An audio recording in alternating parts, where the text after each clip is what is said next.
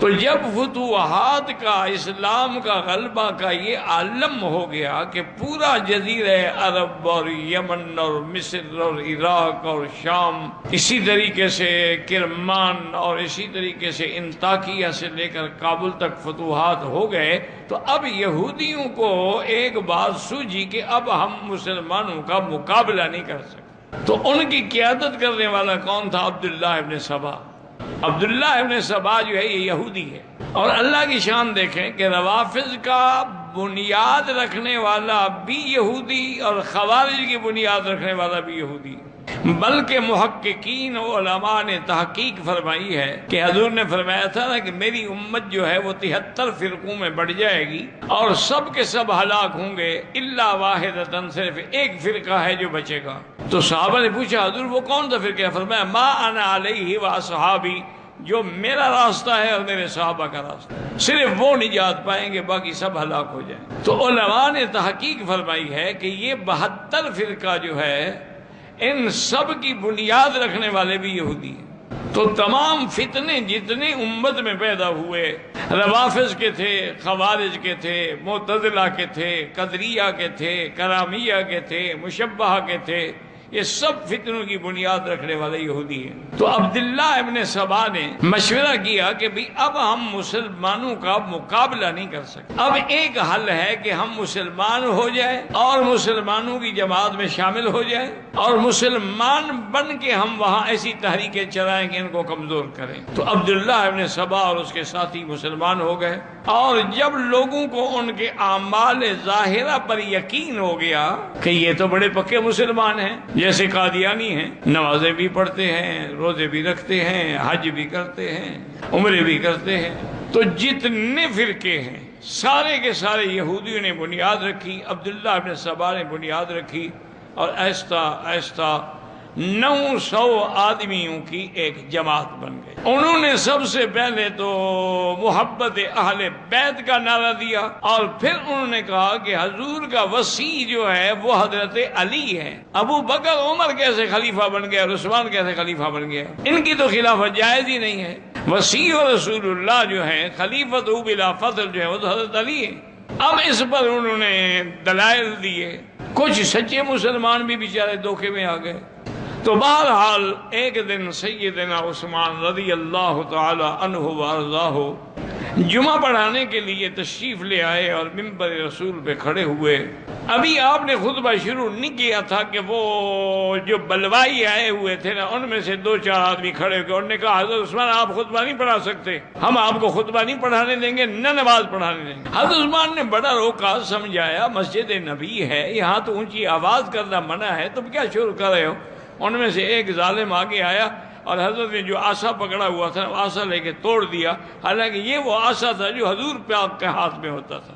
حضور صلی اللہ علیہ وسلم سے پھر حضرت صدیق کے پاس آیا، حضرت صدیق سے پھر حضرت عمر کے پاس آیا، حضرت عمر کے بعد حضرت عثمان کے پاس آیا۔ وہ عصائے نبی، عصائے ہاتھ جو تھا وہ توڑ دیا اور حضرت کو پکڑ کے منبر سے کھینچ لیا نیچے اور مارنا شروع کر دیا۔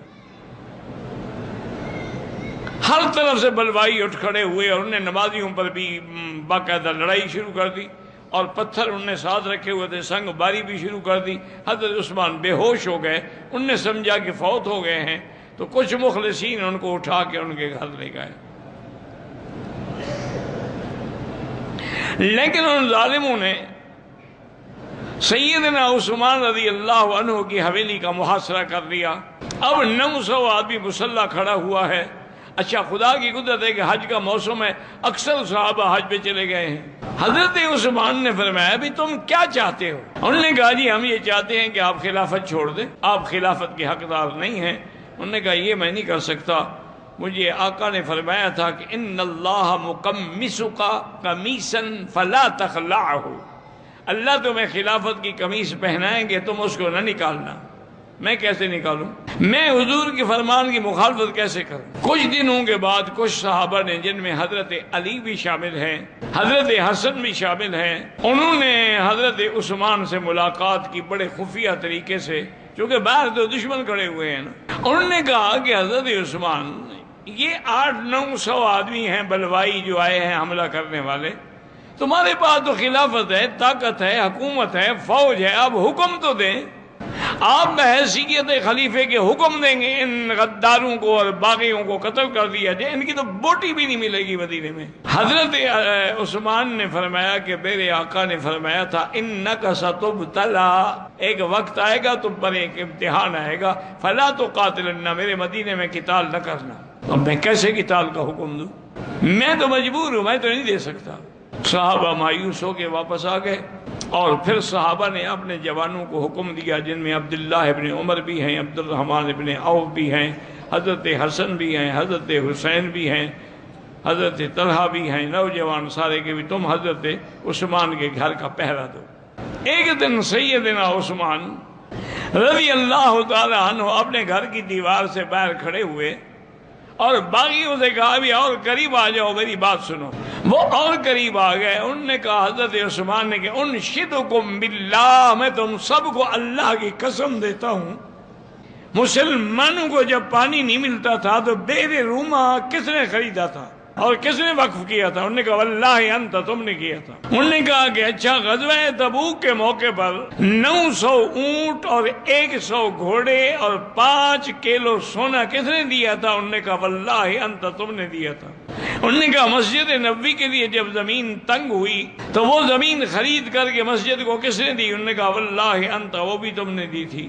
حضرت عثمان رضی اللہ تعالیٰ نے فرمایا کہ جب تم یہ گواہی دیتے ہو، اور قرآن کو جمع کس نے کیا ہے؟ ایک قرات پہ، چونکہ 7 قراتوں کی وجہ سے اختلاف ہو رہا تھا، حضرت حذیفہ کے بعد میں نے کمیٹی بنائی اور ایک قرات پہ قرآن کو جمع کر دیا جو مصحف عثمانی کہلاتا ہے، یہ میں نے کیا۔ انہوں نے کہا واللہ انت، آپ جامع القرآن ہیں۔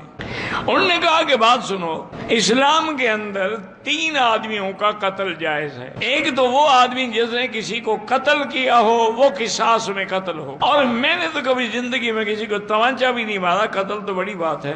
دوسرا وہ آدمی جو دین اسلام سے نکل جائے، مرتد ہو جائے، اس کے لیے بھی قتل کا حکم ہے۔ اور میں اب بھی اگر آپ نہیں مانتے تو کلمہ پڑھتا ہوں، آپ میرے اسلام کے گواہ ہو جائیں، گویا کہ میں مرتد تو نہیں ہوں۔ اور تیسرا آدمی اسلام میں وہ قتل کیا جاتا ہے جس نے زنا کیا ہو اور شادی شدہ ہو۔ زنا تو بڑی بات ہے، انہوں نے کہا میں نے تو کبھی غیر محرم عورت پہ نظر ہی نہیں ڈالی۔ جب یہ تینوں چیزیں میرے اندر نہیں ہیں تو تم کیسے مجھے قتل کرتے ہو؟ انہوں نے کہا نہیں، بس ہم نے فیصلہ کر لیا ہے کہ آپ کو قتل کریں گے یا آپ خلافت چھوڑ دیں۔ اور پھر میں خلافت اس لیے نہیں چھوڑ سکتا کہ مجھے اللہ کے نبی نے منع کیا تھا۔ بہرحال حضرت عثمان کا پانی بند کر دیا گیا اور 40 دن پیاسے رہے حضرت عثمان۔ انہوں نے آخر پیغام بھیجا بی بی عائشہ کو، سیدنا علی کو اور سیدنا زبیر کو کہ ہو سکے تو مجھے پانی بھیجو۔ حضرت علی رضی اللہ تعالیٰ عنہ خود مشکیدہ پانی کا بھر کے لائے، لیکن ظالموں نے تیر مارا، مشکیدہ پھٹ گیا اور پانی ختم ہو گیا۔ حضرت علی جب قریب گزرے تو انہوں نے اپنی پگڑی مبارک اتار کے حضرت عثمان کے گھر میں پھینکی تاکہ وہ سمجھ لیں کہ میں نے اپنی طرف سے کوشش کی ہے لیکن میں کامیاب نہیں ہوا۔ ایک دن عصر کے بعد آپ نے اپنی بیوی جن کا نام نائلہ تھا اس کو بلایا اور کہا کہ میں نے ابھی خواب دیکھا ہے کہ حضور صلی اللہ علیہ وسلم ہیں، ابو بکر ہیں، حضرت عمر ہیں، اور حضور فرماتے ہیں عثمان ہم تو تمہاری انتظار کر رہے ہیں، افطر عندنا، آج ہمارے ساتھ افطار کرو۔ انہوں نے کہا اشارہ ہو گیا کہ میری شہادت کا وقت قریب آ گیا۔ تو پہلی دفعہ حضرت عثمان نے فرمایا کہ پاجامہ لے آؤ، میں پاجامہ پہن لوں، ہو سکتا ہے کہ بلوائی حملہ کریں، خدا نہ کرے میرا سطر نہ کھل جائے۔ اور 40 دن تک بغیر پانی، بغیر کسی چیز کے صرف قرآن شریف کی تلاوت کرتے تھے اور حضور کو سکون ملتا تھا۔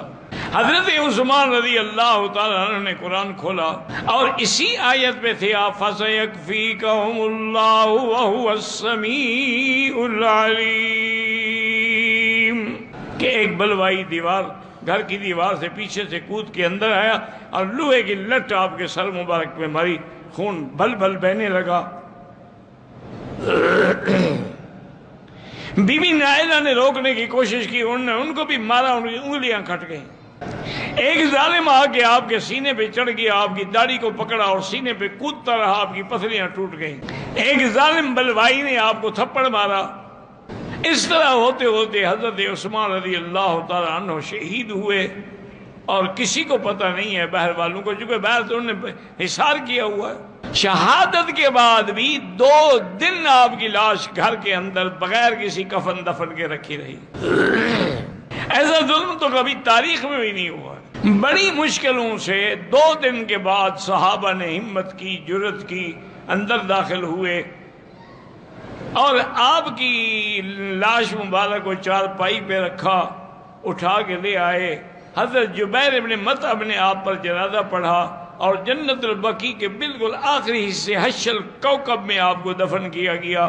جب جنازہ جا رہا تھا تو آگے لالٹین اٹھا کے بی بی نائلہ جا رہی تھی اور بلوائی جو تھے وہ آپ کے جنازے پر بھی پتھر برسا رہے تھے۔ حضرت عثمان رضی اللہ تعالیٰ عنہ کو وہیں دفن کیا گیا۔ صحابہ نے مشورہ کیا کہ قبر پر بھی پہرا لگا دیا جائے، ہو سکتا ہے بلوائی یہ قبر سے بھی نکال لیں، ان سے کیا توقع ہے۔ اس کے بعد پھر خلافت جو ہے وہ حضرت علی کے ہاتھ میں آئی، تو شہادت عثمان کے بعد جو فتنہ شروع ہوا پھر وہ ختم نہیں ہوا قیامت تک۔ یہ بھی اسی عبداللہ بن سبا کی تحریکیں تھیں جس کی وجہ سے جنگ جمل ہوئی، جنگ صفین ہوئی، یہ بھی انہی کی سازشیں تھیں جس میں ہزاروں صحابہ شہید ہوئے۔